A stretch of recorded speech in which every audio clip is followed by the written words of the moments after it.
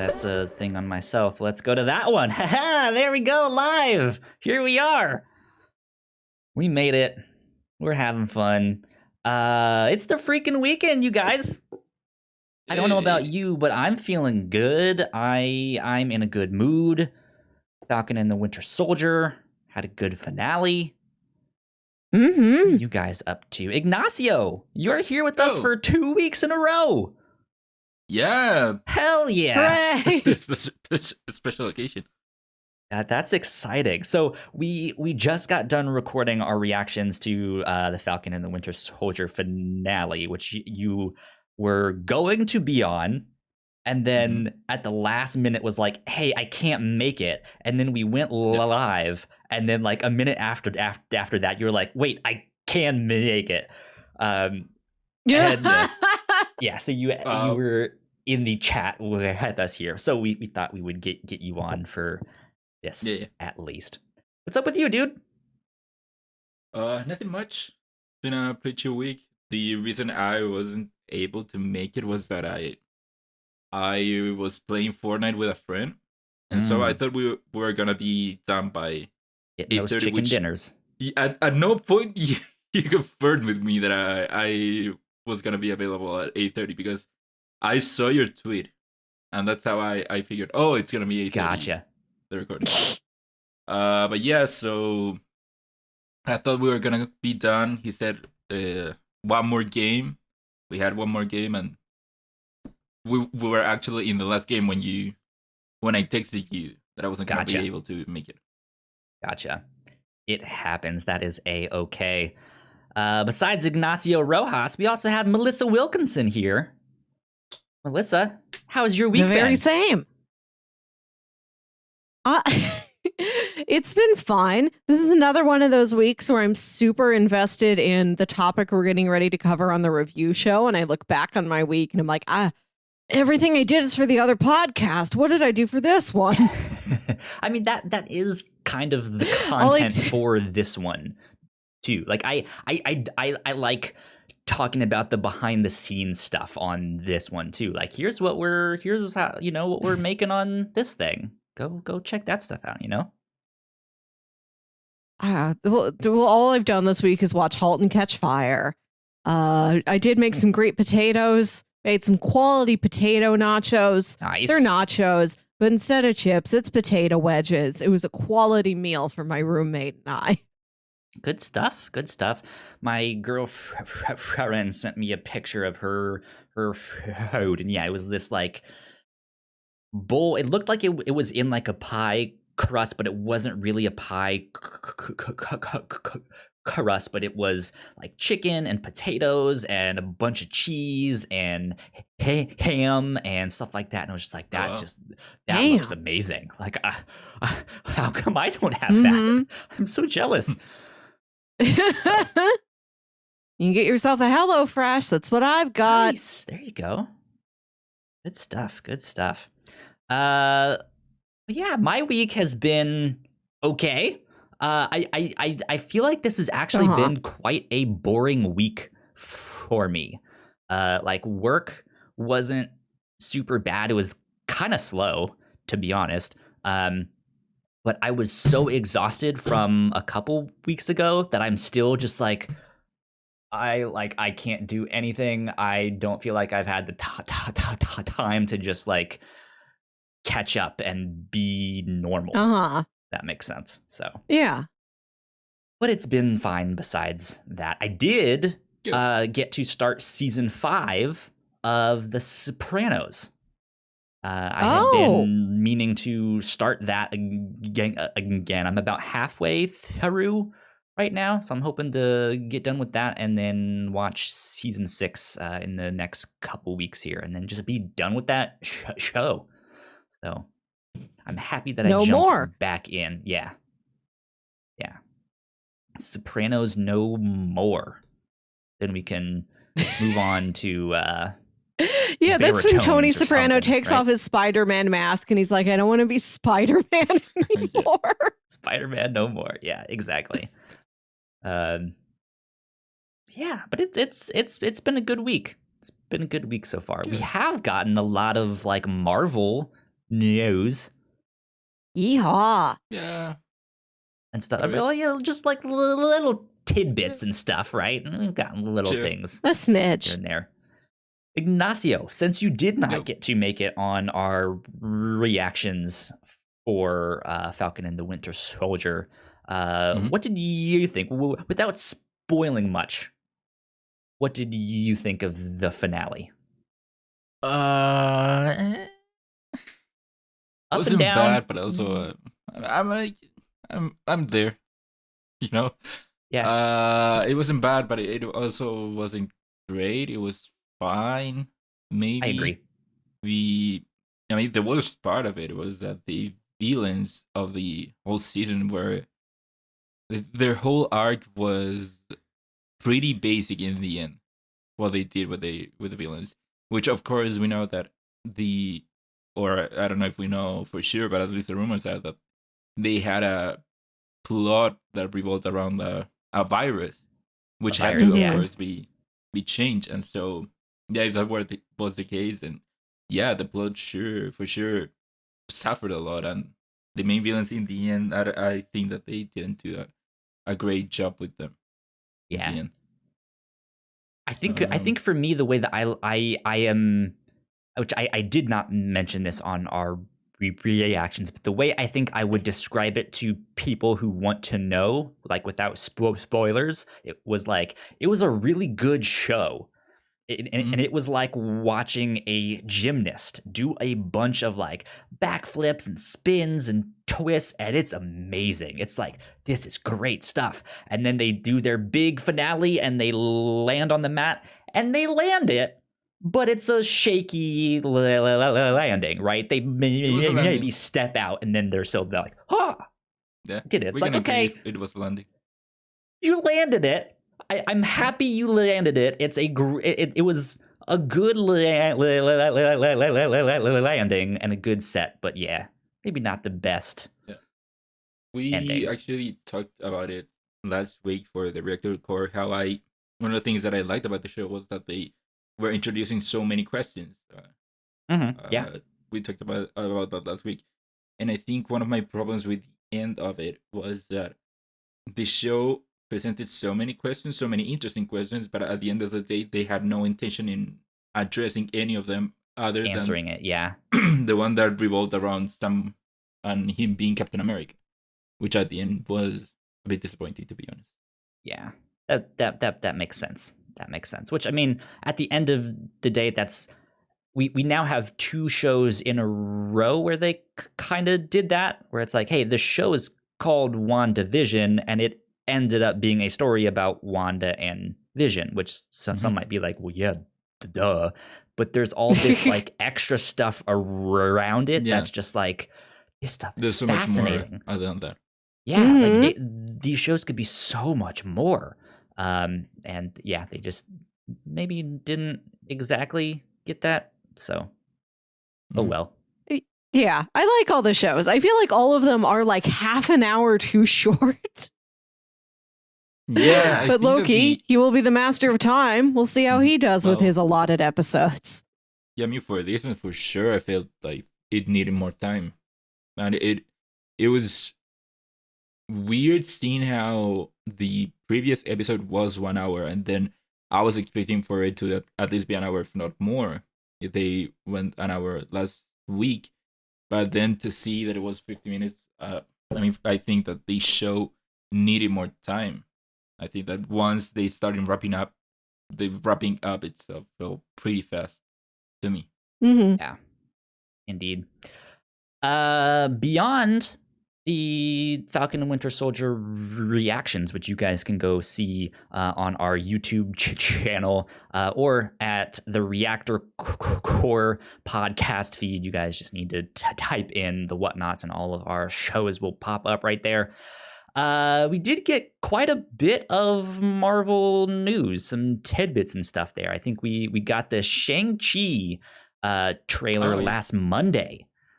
Which that one I think was the big one that is really exciting.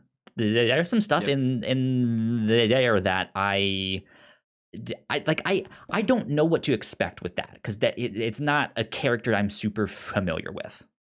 So I'm super excited with that one. There was one Easter egg in there that I do want to mention that I thought was amazing. So in the trailer, in the in the scene where there's the fight on the bus, there is a guy sitting down on the bus that is filming this fight with his phone. Yes. That's the same actor from the Spider-Man Homecoming movie who's like, Spider-Man, do a flip. Really? Yeah, same guy. So did he move to San Francisco? Cross country. In between the... I don't know. I don't know exactly how they're explaining that. I hope that, it is the same person exactly. Not that we really know who he is all that much, but I want more of that stuff. Like, who is just Joe Schmo sitting here on the street? And apparently that actor has been campaigning for his own like Marvel spin-off show. And not like a big like I'm gonna be the next Captain America, but I'm just this like nobody guy on the street in the Marvel and I think it's more of not a like in-universe show per se. I don't know exactly what Melissa, you seem to know what I watched a new Rockstars video about this. I think it was a bit he did alongside some late night talk show that was going to Comic-Con. And it's like, we sent this guy to Comic-Con to ask people if they would be excited for Street Vendor, the series. That's so funny. Yeah. I think stuff like that is amazing. So. Can't wait for the return of old lady who gave Peter a churro. Right. Exactly. But yeah, I'm super excited about that one. Yeah. It will be interesting to see how. Yeah. It seems like he is going to be probably the most normal superhero out of the MCU, since his whole thing is just he knows martial arts. He doesn't have superpowers. He doesn't have metal wings or a metal arm or a shield. Right, yeah. So for sure, it will be interesting. It's one that I am definitely excited to see because I think this is one of the first where I think Marvel like dipped their pinky toe in the waters to see like, hey, can we kind of branch out and do different genres and stuff? And I think you can argue that they did on some, but still overall, I think it was like, okay, they have the Marvel formula, right? Mm-hmm. Not to say that I don't think this will also be the Marvel formula, because I absolutely think it will be, but I'm excited to see them dive more into different genres. Like, make this a kung fu film, please. Like, that is what I want, right? Like, I want Sam Raimi to make Doctor Strange 2 more of a horror film. Like, that would be wonderful. Let me ask you all this. What other genres would you guys want the MCU to dive into, like, more explicitly? Musical. I think musical, okay.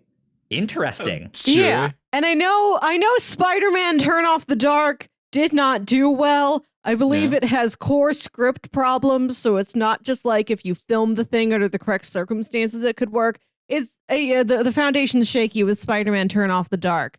But like, you got the X-Men opening up, you got Dazzler. What if you can do something? What if they pull a Thor Ragnarok and it's Tom Holland going to see Spider-Man turn off a production of that? The main actor is Andrew Garfield. I take that. Yeah, that would be great. I'd take an episode of like Miss Marvel where she's in a high school musical production. Like, and she sings a song or two in that. That's enough for me. I'll take the full-blown rock opera, but if I get like one of these high school characters being in a musical at their school, that I will consider that sufficient. Now, Okay. Cal, you know more about comic books than me. Does Marvel have an equivalent to Music Meister from DC? Probably, but there's not really one that's coming to mind. Sure, but I mean, they could do something like what they did with The Flash, which they got the Music Meister and they had their musical episode. Yeah, with it.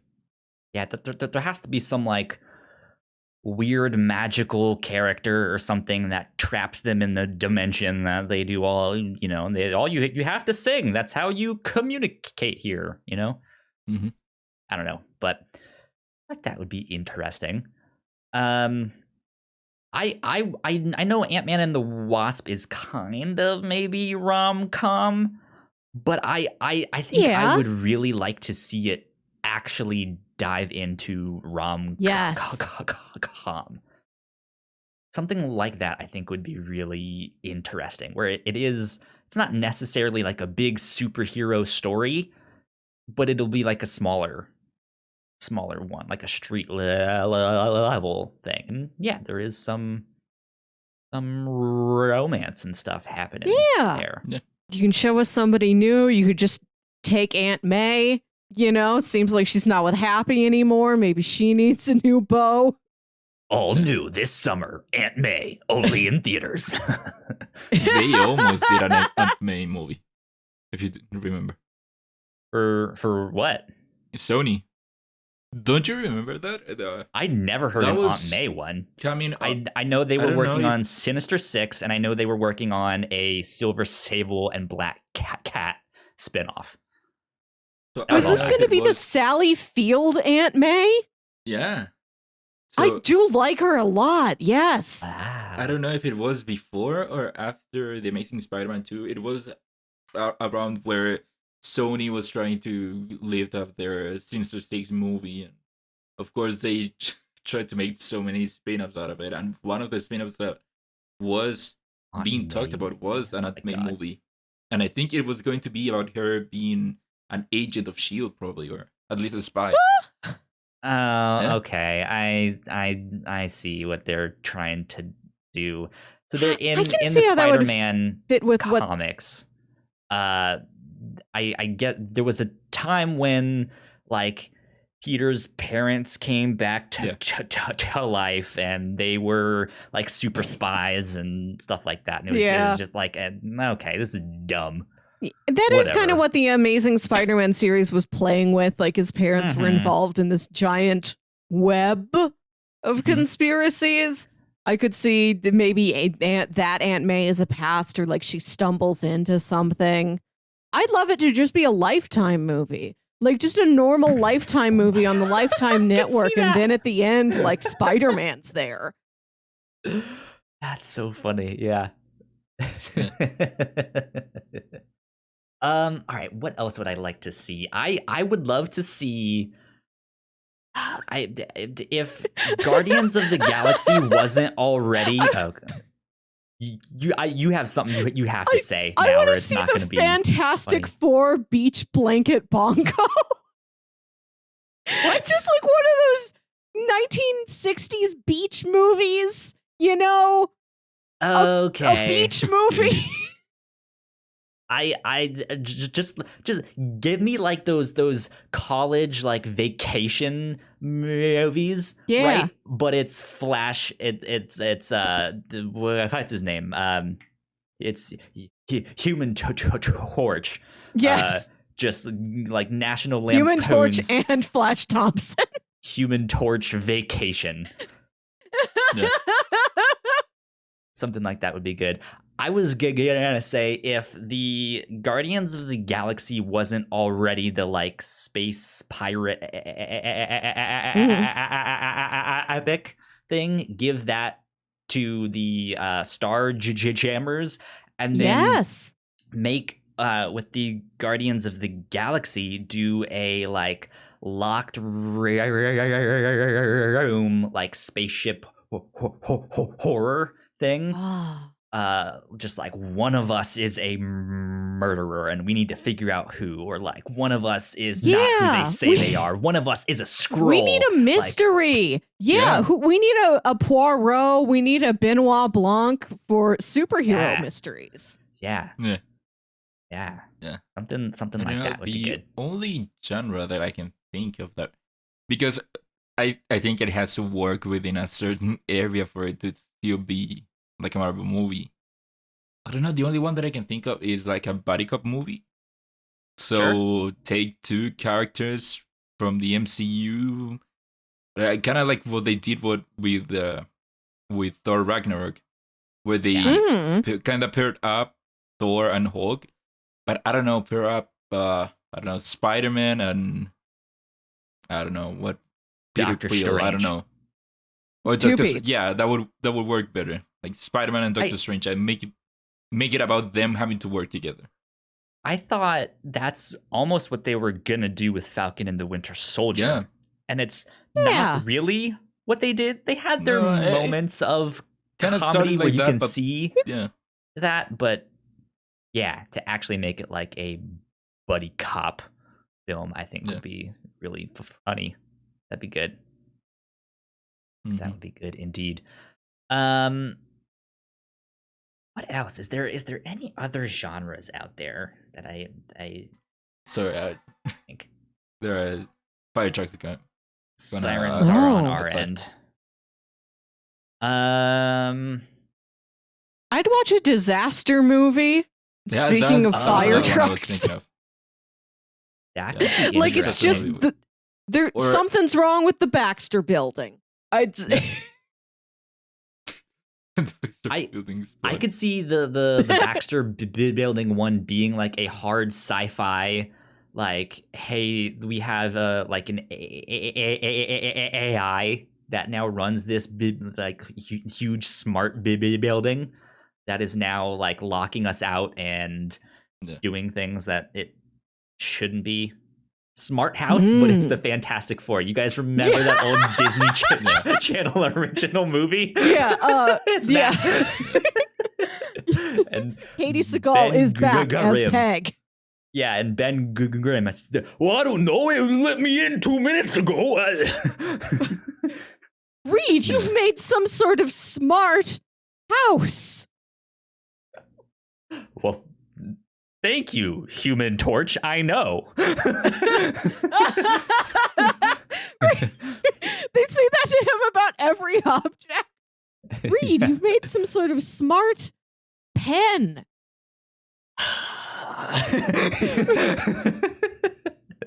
That'd be funny. Man, there is a lot of things that they could do. I just hope that with this next saga of Marvel films that they really do lean more into that stuff. Something else that they could do that I think would be great for Disney Plus would be do documentaries but in universe. Like give me the documentary about the Bleep. Give me, I don't know, say right after the Battle for New York. How was we need being an adaptation of Marvels is what we need. So there, we covered this on the review show. It's a comic by Kurt Busiek and Alex Ross. Me and Paul covered that on the Whatnauts podcast a long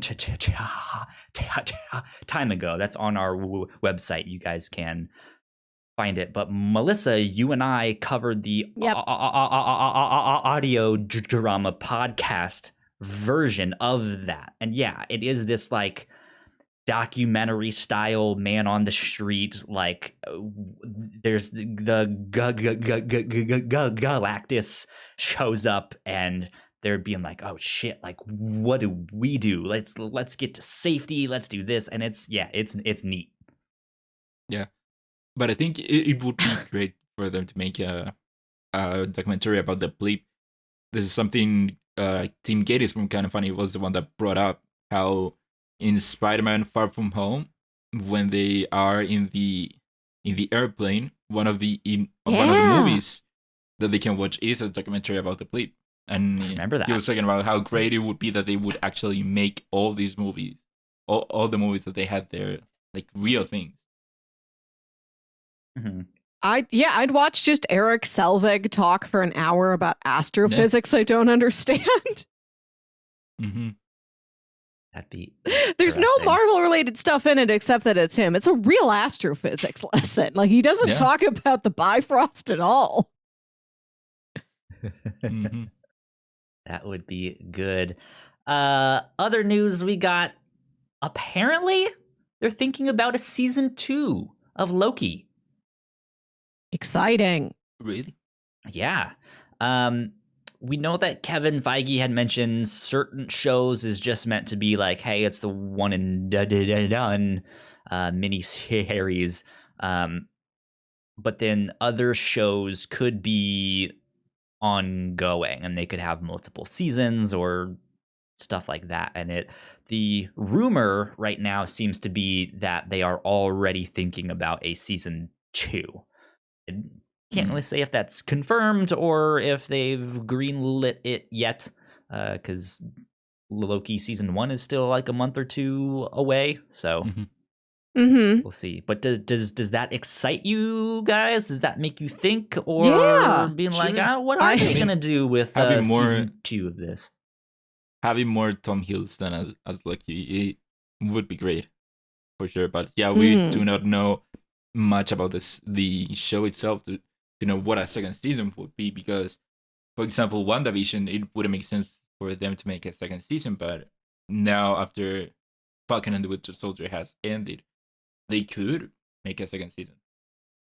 Or they could go the route that we now know. We now got news that they are going to make a Captain America 4 with was it the showrunners or the writers?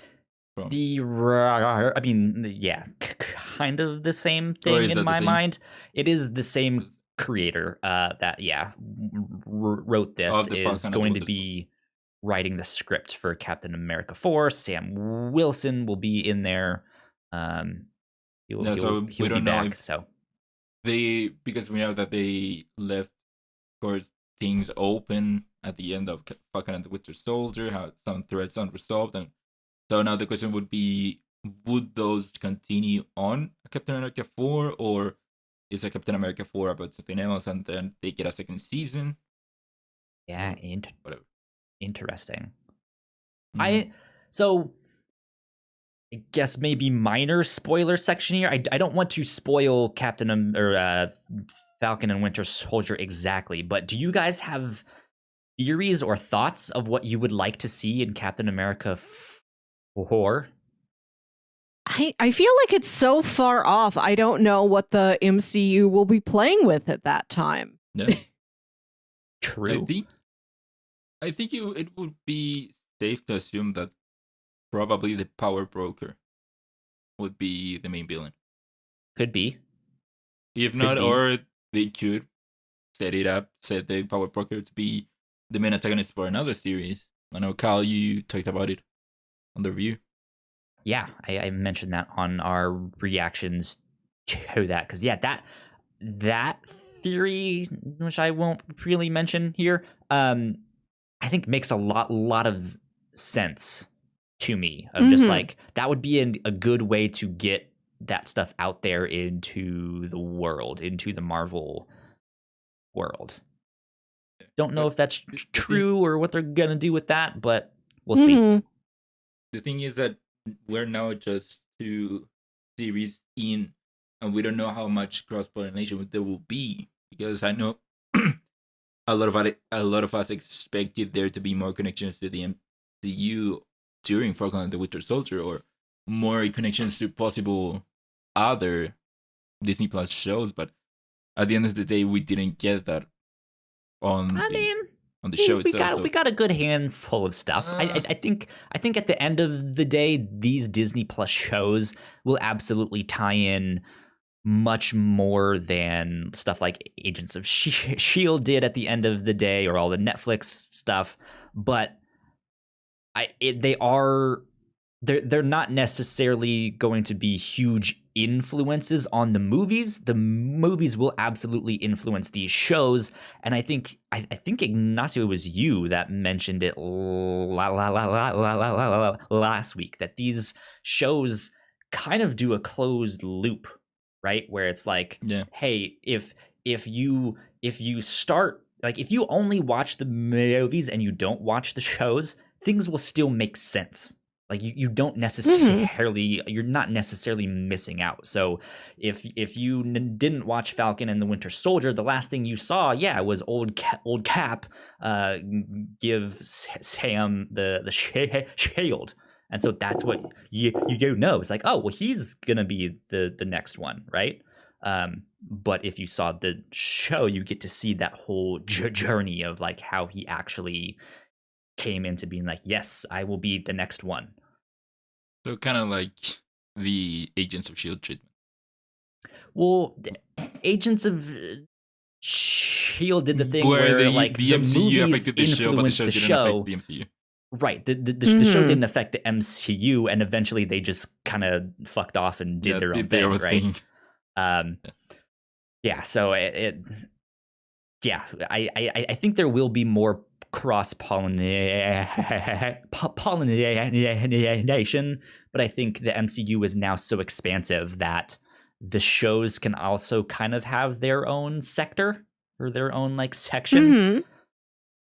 I like that. Hope I don't know that there is indeed more cross-pollination with the overall MCU, because one of the things that they were talking about was how the way that they are differentiating these from an Agents of S.H.I.E.L.D. or a Daredevil and Jessica Jones was that, no, now we are going to make an effort to put them in the MCU. So I hope that they are impactful in a way that those other shows never were given the opportunity to be. Yeah. Because if not, then they're just doing the same thing that they did before, that was screw them over, making the shows not relevant. I mean, word on the street is Thunderbolts. Thunderbolts is maybe something they're working towards. We'll see. And again, or is that we'll going to see. be a Disney Plus show? But that's the thing. Like, I can see that being a show, but I can see that being more of a movie rather than a show. Whereas something like Young Avengers, I can absolutely see that being a show. Don't necessarily see that being a movie, at least right away. I think I see that being a show first. But I think I don't know. The Thunderbolts I think there's a bigger chance for it to be a Disney Plus show than an MCU movie. Fair enough. Fair enough.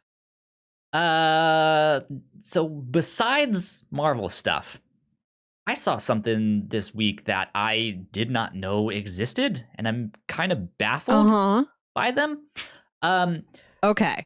My friend sent me a Snapchat of some snacks that she had gotten, and she got a bag of giant Fruit Loops. This wasn't just a, like, just not your, like, normal bag of cereal, but like a bag that I don't know how many were in there, but I'm expecting they would be like small cookie sized, right? So is the Fruit Loop itself bigger, or is the box bigger?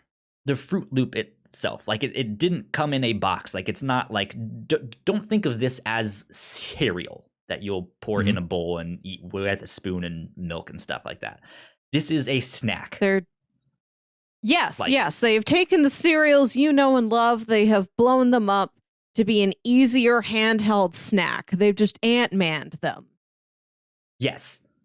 Yeah. And I had no idea these things existed. And they're kind of baffling because I don't know if I would, like, if I want to eat cereal as a snack, I don't know if what I want from that is a giant sized one of those. Like, I just don't want to eat a single giant Fruit Loop.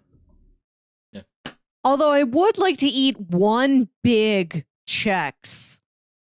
A Chex that's like the size of a textbook. Just bite into that. Textbook. I think that sounds fun. Right, that would make me feel like I was a hamster or something. I like that idea. Just biting through a big ring, like a ring the size of your head. If they were very big, I'd be super into this. But now when they've just blown up from like half an inch to an inch and a half, they're fun. I think they'd be really good in like snack mixes. Like if you're making a fun, puppy chow party mix, whatever, and you throw in a big cereal, I think that's exciting. But that's the thing. If I want like a trail mix or a snack, like I would want the small ones to like mix in there. Because then it's just like there's a bunch of like nuts and M&Ms and stuff, and then just like a giant Fruit Loop. I don't know. Let's see images. Yeah. Let me see if I can find a good picture of these things. I think your hand would get sticky. Probably. It would depend on what it was. Like if you have a non-glazed cereal, I would eat a big plain Chex. It doesn't have to be a frosted Chex. It doesn't have to be sweet. I would just sit there like a horse with a hay bag. I'd just eat one big rice Chex. We're just covered with rice Chex. So they have all different kinds of these. They have Frosted Flakes, which they have rebranded to Tiger Paws, and they look like paw regular Frosted Flake would be weird. It would be. It'd be strange, but it still has Tony the Tiger right there. Then they have Fruit Loops and Apple Jacks and Pops. Do they have anything else? That looks like Pops. Kellogg's Pops. I haven't thought about Pops great. In a long time. I'm not sure I've ever had a Pop. I want to know how big these things are. Is there a big food that you want to be smaller so that you can eat it like a bowl of breakfast cereal? Oh man. Big food that I want to be small. So you know how they have cookie crisps? Yes. I guess the cereal that I would want is other foods. Like I would want the thing to look like other foods, but not actually be those things. Like make it a cereal, but make it look like small cheeseburgers, right? Like I would want that. That'd be so much fun. Little pizza, right? Yeah, small pizzas. I don't know, because like I could think of like a giant rack of ribs, smaller, but then it's like that would kind of be annoying. Just like these tiny bones. Oh, right? Tiny bones. I don't know. No. What else is a big food? Popcorn chicken is kind of already this. You're right. That is the like perfect example of that. And we're thinking of all these ideas when later this year, the Pym Test Kitchen is opening up at Disney's California Adventure. And they're going to give us all of the incorrectly sized foods we could ever dream of. There's going to be a pretzel like that big. Oh, man. Yeah. Like, see, that's the thing. Like, I would go to a restaurant like that just to see the, like, weird stuff that they come up with. Come on down to Unnatural's Bar and Grill. Everything's the wrong size. Everything is unnaturally wrong. A terrible Is it an abomination against God or a tasty meal for the whole family? You decide. Nacio, is there a food that you would like to see smaller or bigger? I don't know. I cannot think of one other than cheeseburger would be interesting to have a like small size. It's more fun to think of a food being big. Like right now, I'm thinking about a churro the size of a Subway party sub that I can just cut slices Just, off of. 3 feet long. Yeah. Sure. That'd be good. I don't know. Just like, yeah, I would want to see like a big like dinosaur sized steak. Oh, yeah. yeah, go to the Flintstones theme restaurant. Right? Exactly. Yeah.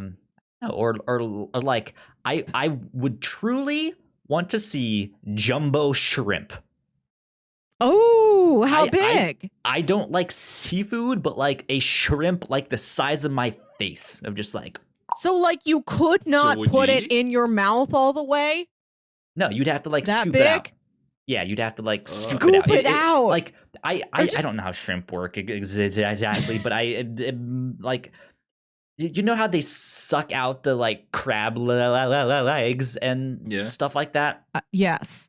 Instead of doing stuff like that, it would be like the size of those like Thanksgiving cornucopia things, those Whoa. like horns. Yeah, and it'd just be a shit ton of crab meat. Ow, a twice baked shrimp. You hollow the shrimp out, put the shrimp back in with cheese. Interesting, yeah. Strange. Now I'm just thinking about the turkey legs that they said at Disney World, like a shrimp that size. Yeah, That you just can eat in walking your around hand. carrying one big One shrimp. Yeah. Exactly. You can use Exactly. like one of those food syringes and inject the cocktail sauce down the middle. Mm-hmm. Wow, that's our next step, guys. The shrimp with cocktail sauce on the inside. Speaking of food and all of that stuff, my girlfriend sent me a text and was like, hey, have you heard of these? Or she asked me if she thought I could eat an entire gelatin cake. And I was just like, what's a gelatin cake? Like, I've never heard of that. And then she sent me a YouTube video. I'm going to see if I can pull up one here so you guys can see. You guys should look it up on your end too. But it is basically, they say cake, but I don't know if cake is the best word to describe it, but it is basically a giant Jello cake. But it makes it look like this crazy snow globe. And there's this whole thing that they're injecting like this ink in it. It's this like clear Jello. On the video that we're watching here on the video version, I'll skip ahead a bit. But yeah, they're like inserting this ink, which makes it look like there's this flower inside it. And it's wild. This whole thing is like 3D and it looks so realistic. I'm trying to pull up the Melissa. video because I need to look at what you are also looking at, because the phrase gelatin cake can have a lot of different variants. I went to YouTube and typed in gelatin cake, and there's a video entitled at the like near the top there that says how to make a simple gelatin art cake. See, I can also send you guys the link here on this guy. Oh, It's yes. just gelatin. I mean, yeah, it's Jello. By, Gelatin Art Market Store. It's just fancy gelatin. Yeah, it's fancy Jello. Okay. But this is immaculate. Like this thing is. Yeah. I've never seen anything like this, and Yeah. I don't know how I feel about it. Like, what does that taste like? It's like gelatin cake. I'm pretty sure I've eaten at least something similar to this. It's just a gelatin cake. I mean, yeah, like I've I think had there are Jello and stuff like that, but like it's clear. Like it started out as clear. So like what does Well, there are clear flavorings. It could be like a clear vanilla. Yeah. Clear lemon. Yeah. I don't know. Mhm. I think it's there for the aesthetics science. and for the mouthfeel of somebody who's really heckin' into Jello. I'd try a slice, absolutely. But it's not as good as a regular cake. I just want to eat a real cake with crumbs. Right. Sure. That's the thing. I don't know if cake is the right word that they should be using to describe this. This is not cake. A mound. To me. Come get a slice of mound, everyone. Is that like a there has to be some new word we can make up, like just like a jelly mound. I'm sure there's like weird fancy pastry chefs have a word for this that I don't know. Jeepers, look at the slice of that thing. God, I want a fancy cake. Melissa, when are you gonna start making gelatin cakes? When's that gonna be on the menu? I haven't even made it to like mousse. Like I've just made like straight up cake, just cake and buttercream frosting. It's even just still American buttercream. I haven't made it over to the European buttercreams. I have a long way to go before I try and make a gelatin cake. Wild ones here. Like I have one pulled up on screen for the podcast. It's just like, how do you, here's one. It looks like a bunch of like floral stuff mixed with a koi pond. Yeah. Like they have fish inside it. What? How? This is witchcraft. This is just pastry, Kyle. Like, you don't need to be a witch to do this. You don't have Jello. to read it's the pastry, Darkhold. though. It's kind of in the pastry family. I don't think you can go to culinary school exclusively for Jello, but maybe you can. Yeah, see, Weird. I'm watching the stream, so I'm delayed, but there was a red one down a bit. I want to make red one. That's one of the ones that I've eaten. Like a strawberry one here. I don't know if this is the one you were looking at, but something similar. Yeah, similar. Man, I've never had anything more advanced inside a Jello than just like a grape or a piece of pineapple. What could you put in? You could put anything inside Jello, right? Like anything. Yeah, sure. I don't see why not. What would you? Like, I think you'd have to go all out with the themes. So you'd have to do like a Jurassic Park one with like a giant mosquito in there, right? No, I'm not talking about visually. I'm talking about another food item to encase in Jello, like a fruit. Like you can do any fruit. You could do a vegetable. I'm not saying you would want to do any of these. I'm just saying like it's theoretically possible that I could put a hot dog in Jello. Yeah. Make one themed around the Flash in the Snyder cut. A single hot dog, right? He takes the hot dog. A single hot dog floating in Jello. What's up, Sam? Sam is in the chat here Hi, Sam. with us. Sam, what do you want to embed in Jello?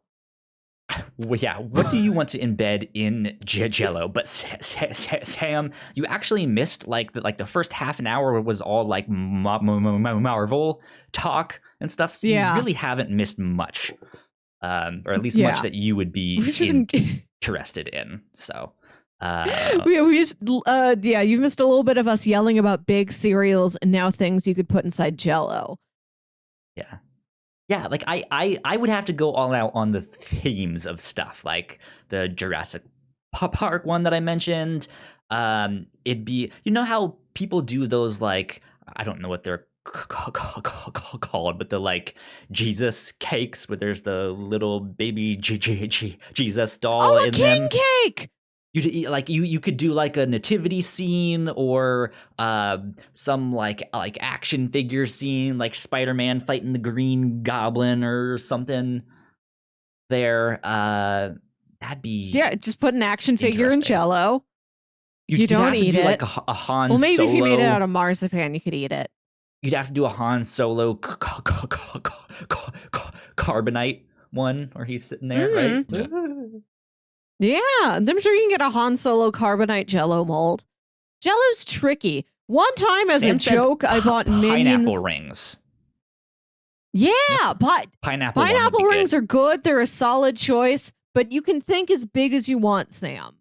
As big as you want. So one time as a joke, I bought Minions Jello molds to try and make, the entire thing, an entire wagon, an entire wheel, anything you bottom. want. It could be a whole SpongeBob thing. Yeah. Anything. This is just to say Jello molds are difficult to work with. Your Jello has to be exactly precise to get it out of a very detailed mold. Maybe if it's a silicone mold, it works easily. I spent $3 at the grocery store on a box of Jello and some Minion molds to try and make Minion Jello shots, and it did not work. Ooh. I feel like this has to be a different kind of gelatin, or at least like a higher grade Jello. Yeah. Gelatin. Expert grade Jello. I don't necessarily think this would work with just like store-bought Jello. Yeah, you got to get like the raw ingredients, boil it yourself over the stove. Yeah. That's wild stuff. Maybe that's what I'll show up with next, to like the next time a potluck happens to me. Just like, it's Jello, but it's the fanciest version of Jello that I could make. Homemade Jello. Yeah. There you go. Good stuff there. Melissa, you have some fun facts apparently for us here in this. So earlier this week, it snowed on Tuesday on 4/20. It snowed here a lot. We had like this weird mini blizzard in the middle of the day. And then at the end of the day, the sun came out and it all melted away. And it was like living in several climates within like a 12-hour period. It was bananas. It's like the snow never happened at all. How by much the snow end of the day. and if it's stuck? I guess not. It didn't. It started to stick kind of. Like it was melting when it hit the ground, but you'd look out the window and it's these big, fat, fluffy snow clumps. It was visually so incredibly dense. It was a very surreal experience, but it got me to Google, what is the biggest snowflake? And apparently in like 1870 or something like that, in like Montana, some guys found a snowflake that's like 15 inches wide. Right? Oh. How? I don't know. That's what I want to know. I don't know what Earth was doing back then. Because if they had time to measure it and document this thing, right? This must have been a real thick boy, right? Oh, it was a thick boy. This was not like a crepe. Yeah, this was like several inches thick also. There were no photos. Like, and I think it was like, there were photos back then because we have a photo of Abraham Lincoln. So I don't know why they couldn't get a photo of this big snowflake, but I guess you weren't just like carrying cameras around. That's when, like, to do a photo, you had to stick your head under the bag and like there was a flash bulb and you had to wait for like 4 minutes, like our patient president, Mr. Lincoln. And I guess you can't make a snowflake do that. So there's no photo. You just have to imagine a snowflake that big. And I read that and I thought, that is truly a fun fact. I mean, I've seen snowflakes bigger than that. It melted, so I couldn't document it, but I've seen one this big. This is like a very passive version of like an old dad telling you about a big fish that he caught. You just saw a big snowflake. That's what funny. are some of the funnest facts that you've ever heard? Man, see, that's the thing. I'm not the kind of person who just has those locked and loaded. of like, oh, bam, fun fact, flash facts, rock fact, haha, boom, boom, boom. I don't like I have a lot of useless knowledge, that's for sure. But I don't know if any of those are really like fun facts.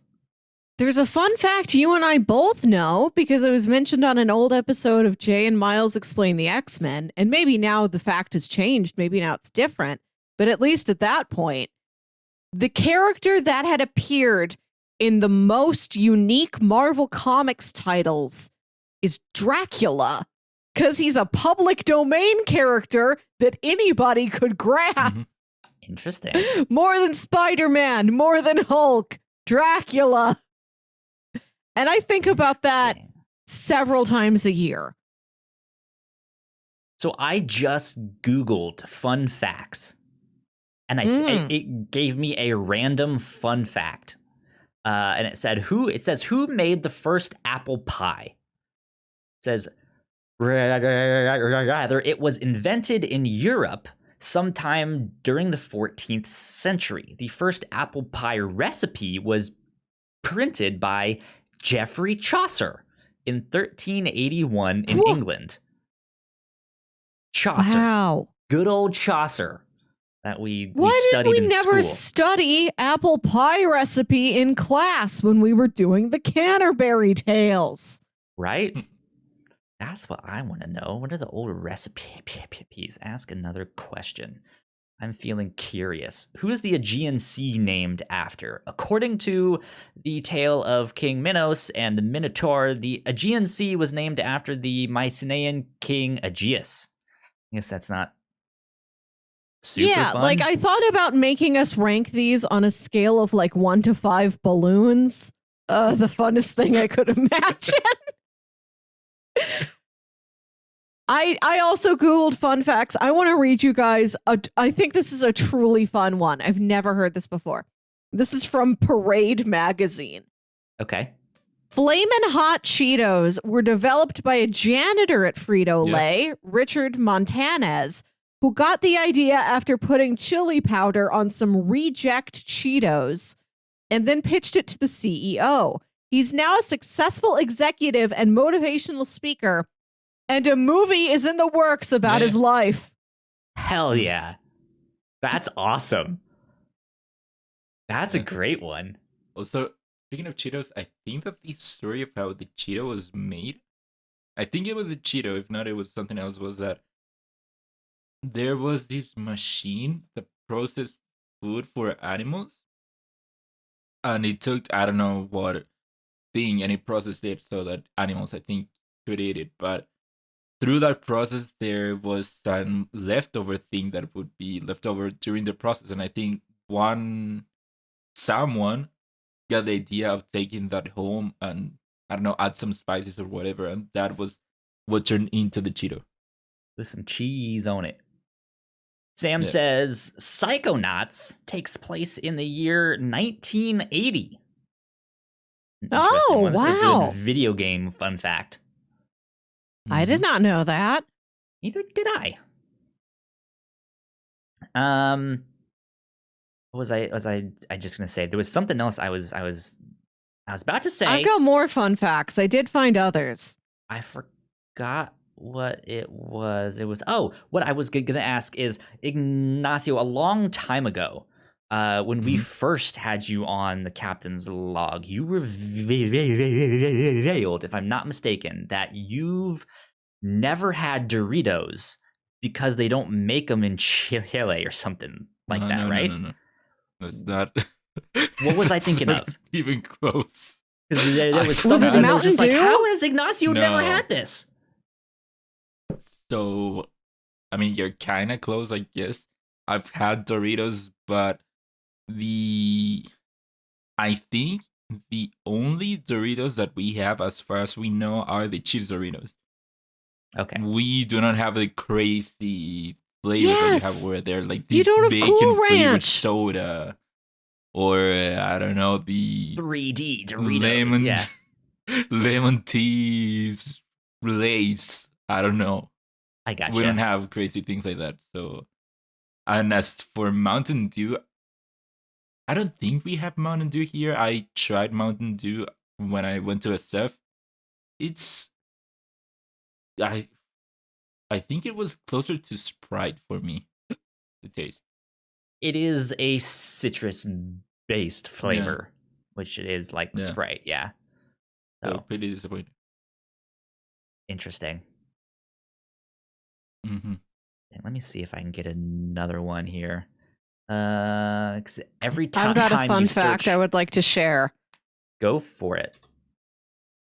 Babies don't shed tears until they're between 2 weeks and several months old, as their tear ducts haven't fully developed yet. No, I've seen a lot of babies in my life, and I've never really thought about how as much as a little baby cries, their eyes are not wet. I realized that. I saw the world with clearer, dry eyes today. Dry eyes like a baby. Speaking of tears, if a Cyclops was to cry, where would the tears come from? Would it come from either side of the eye or straight down the middle? Well, how does it? Both sides. Presumably, their one eye works like one of our eyes. So it would like be on ours. One side. It cries like we cry. Yeah. So instead of identifying if they're like left-handed or right-handed, they might be. Are you a left crier or a right crier? That's right. Yeah. Cyclops has got a round eye. I've never seen a Cyclops that had like kind of a tilt to the eye, like you have when you have two eyes. Because like I think I always imagined that they had one eye, but it was like a mix. Like it was just like it was all smushed into one, so they would cry on both sides. But I don't know. I don't know. The Cyclops I'm most familiar with is Scott Summers, and he still does have two eyes, and I believe he cries normally. He cries quite a bit, if you ask me. He's very upset. Oh, I had another very silly comic book question for you.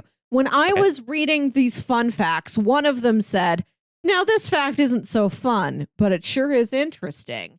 There are over 200 dead bodies left on Mount Everest because it's so difficult to carry them back down.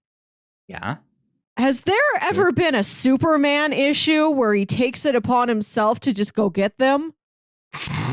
Probably not. Because I read that, and then I thought Superman could take care of that. He could fix That's it. where you might win.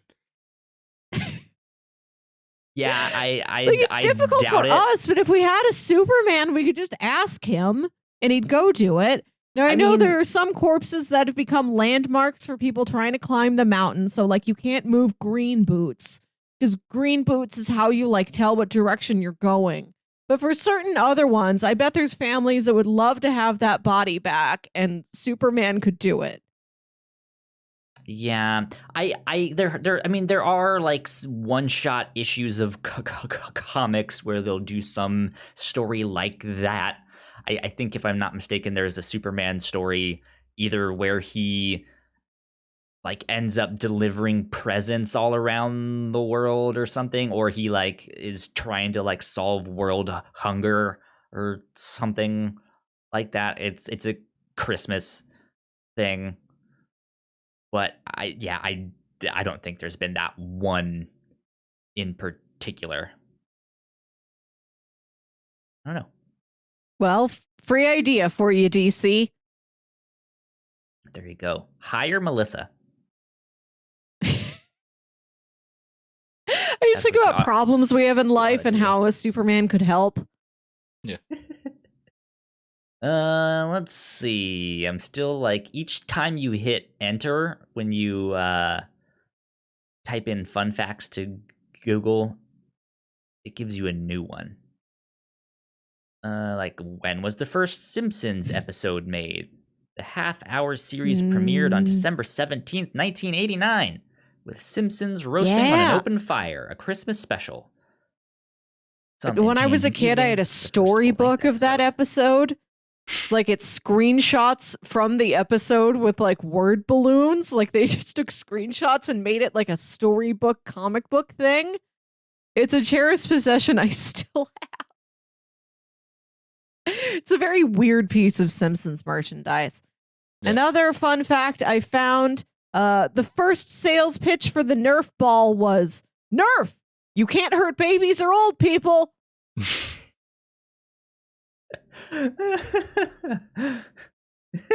Okay. That one's so dumb. I don't know. Let's see. I don't know. All the ones this has given me is they're not fun. Yeah. They're right. Like a lot of fun facts. And it's like about a number that you can't comprehend. Right. Or I was looking it up and it's like the same fun fact that has been presented to you ever since you were a kid. It's like, yes, I know Miss Piggy and Yoda are voiced by the same guy. Like we all learned that when we're 6. That's the first fun fact that's ever presented to you. I didn't know that. Interesting. What? No. You barely know Muppets. I'm not that's a big right. Muppet fan. That was something like you've seen her. Yeah, she's an icon. Know what she sounds like. She is. Mm-hmm. But I Frank Oz also. Same voice actor. Okay. Interesting. We're gonna get you Muppeted on up, Kyle. Okay. It upsets me that you don't know much about the Muppets. You don't have to know a lot, but I'd like you to know like 25% more about the Muppets than you know right now. Wow. Ignacio, how much do you know about the Muppets? Yeah. Are the Muppets big in Chile? I don't know. Because I'm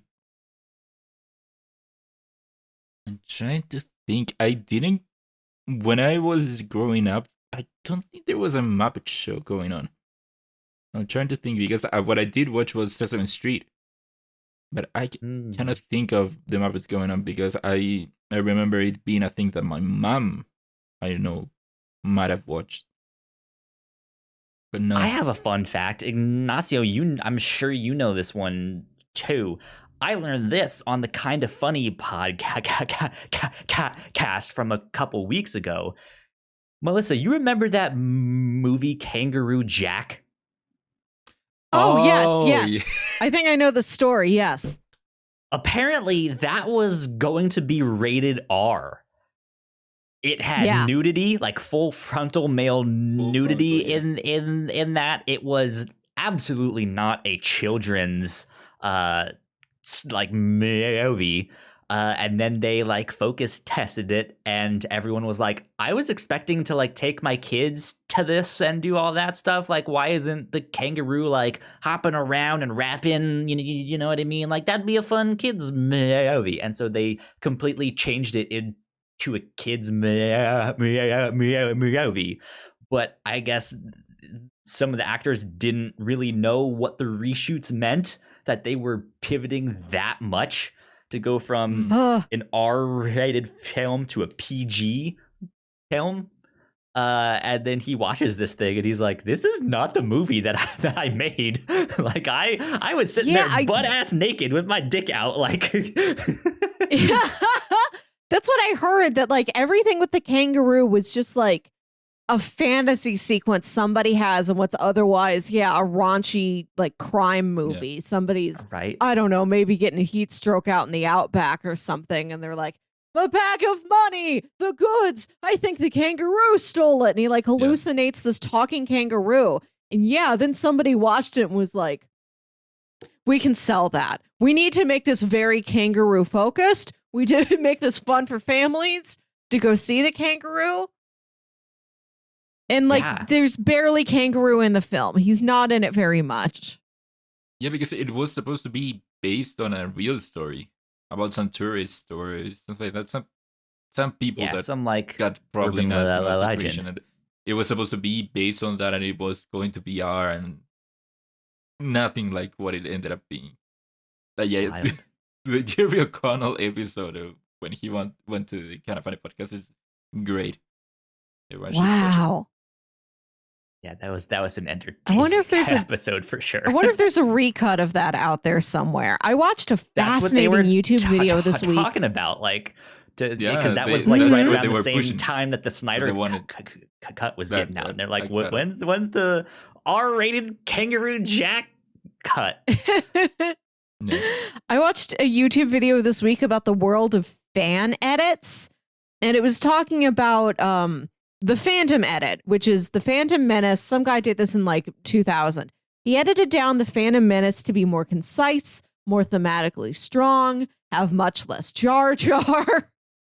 And it talks about that in this world of other like fan restorations or just interesting experiments. Like apparently somebody has cut the original Planet of the Apes into like a 23-minute Twilight Zone episode, which sounds Interesting. great. That does, yeah. That sounds awesome. I know when the Marvel movies were first starting to get big, that was one of the things that they did is like, we need like a super cut of all the movies, but all of the scenes are in chronological order, like as they're happening. But now Shang-Chi is about to be movie number 25, so that's kind of difficult to do. So I don't know. I guess the thing that I forgot to mention about the Marvel stuff is that apparently Emilia Clarke has been cast in the Secret Invasion show. That could be interesting. I like her as an actor. I liked her in Solo. I've seen a couple seasons of Game of Thrones, and I liked her in that, but I didn't watch the whole thing because I didn't really care about that show. But yeah, I have a theory of who she could be. But I also kind of heard someone mention today something that maybe would make me change my mind of just like, if that's what they do, I have no idea who she would be in this. So I'll keep that stuff to myself for now. But because I don't really want to spoil stuff for people out there. But yeah, she has been cast in that, so good on her. Yeah, but with how they're doing Secret Invasion, it's not gonna be like in the comics. I still think that if they were going to do Secret Invasion, it should have been a movie, because like that you absolutely had more of a free range doing the twist that Secret Invasion had. How about I don't know, the character that you thought you knew, it turns out it was a scroll all along. It's like that, and I don't think that if they or when they do the Secret Invasion TV show, it's not gonna be anyone that we've known for a while. It's probably gonna be someone that they introduce for the show. If they even go with that storyline of finding out that the Skrull had invaded the world and replaced people. The only other counterpoint I could see to that, which I don't see them. This is just wild speculation. I think everyone thinks that the movie or the TV show is going to be following the comics in the sense that the show is covering the entirety of that story. I'm wondering if we're going to be seeing that story from the perspective of the invaders, and instead of it ending with the way it ended in the comics, what if it ends with the start of the comic? Oh, where it's like, and the show ends and they have invaded, and like a bunch of the characters don't know, and stuff like that. That could be interesting. they could do that, yeah. That'd be a neat twist on that. Because then, they could do something with that in the movies down the road, but who knows? So wild speculation. Sam says, in the Voltron fandom, we have 4.5 hour cut of the entire series, and that's just the moments between Shiro and Keith, but also context. The Netflix Harry's, yeah, the Voltron Netflix series. So I don't know. I don't think we're gonna see a big like influx of like Snyder cut style stuff. We might see a few smaller things, but I don't know if that's really gonna catch on as like the next big trend. Yeah, that was a very unique case. I'm always intrigued by like a director's cut, but like the concept of a director's cut has been pervasive for so long. Like every fourth DVD you'd pick up at Blockbuster would offer a director's cut or an unrated cut or something like that. I still wish they do more of that on Netflix. Like release a director's commentary track that you can listen to on. Yeah. Just instead of, you know, how you can put on your like subtitles and all that stuff, or if you want it to be in Spanish or in English, you know, all of that stuff, just be like director's commentary and have that be a thing that, you know, it could just do there. That'd be wonderful. So. Wasn't there a news this week about Rocky 4? How they revealed the title of a Rocky 4 thing, which I guess is like a cut. They did. Yeah. Is this the old Rocky 4? What? Yeah, Rocky 4. Yeah, not Creed, Rocky. New cut. Let me see. Is there more robot in that? Is that the one with the robot? Come on, I don't know anything about Rocky. I've never seen I've seen him run up the stairs and like he's all bloody and he's yelling for his girlfriend. That's all I know. That's all I know about it. I know one of the sequels has a robot. According to IGN, Rocky 4's new director's cut will be retitled Rocky vs. Drago, and then the article is by Adele Anchors, and they write, Sylvester Stallone has revealed that the new version of Rocky 4 will be titled Rocky vs. Drago, the ultimate director's cut. That's just like the one-line sentence introduction to that thing there. So weird. Didn't know that was a thing. There you go. It's happening right before our very eyes. The world is changing. All sorts of cuts. Indeed.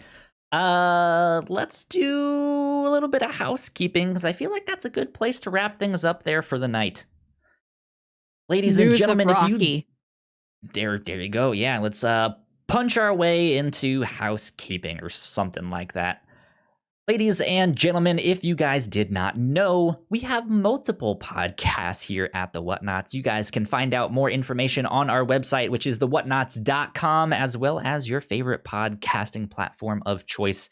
Just type in the Whatnauts and all of our shows will pop up right there. If you like what we do, patreon.com/thewhatnauts is where you can support us for as little as $1 a month. We do have a $3 tier where you guys can get all kinds of exclusive content. We recently put up an update to our 2021 Patreon or video game fantasy draft.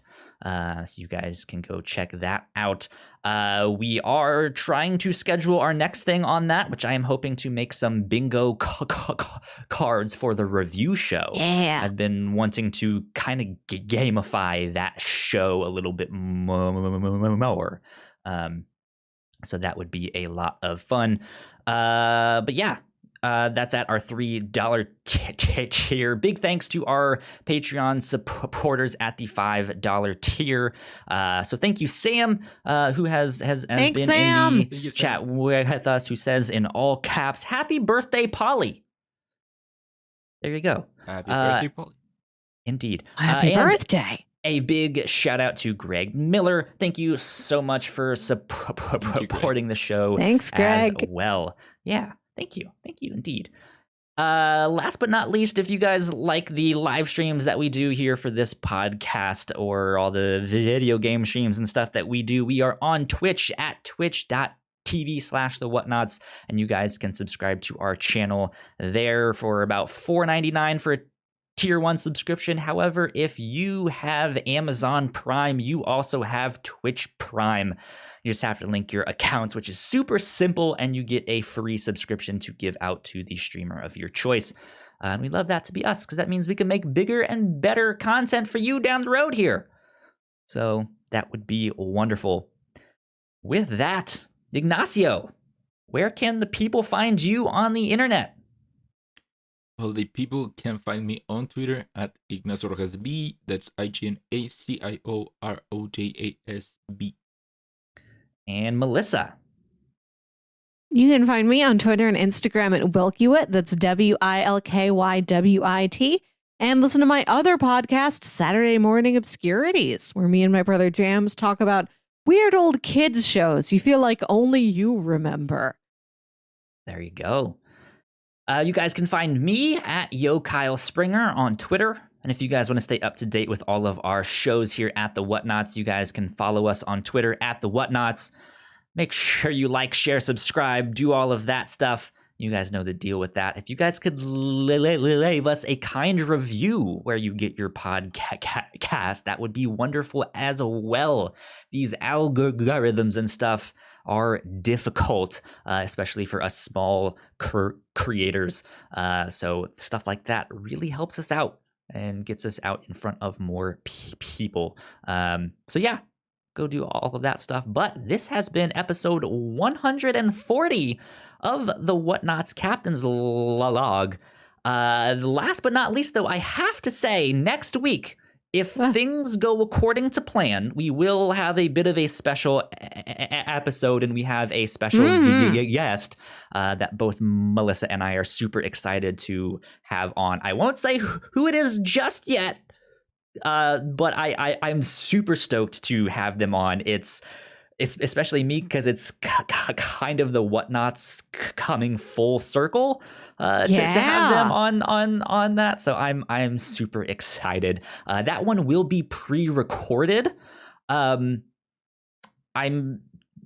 thinking maybe about doing like a Twitch premiere and like uploading it to Twitch and then like having it play as a thing, but I don't necessarily know if I'm gonna do that.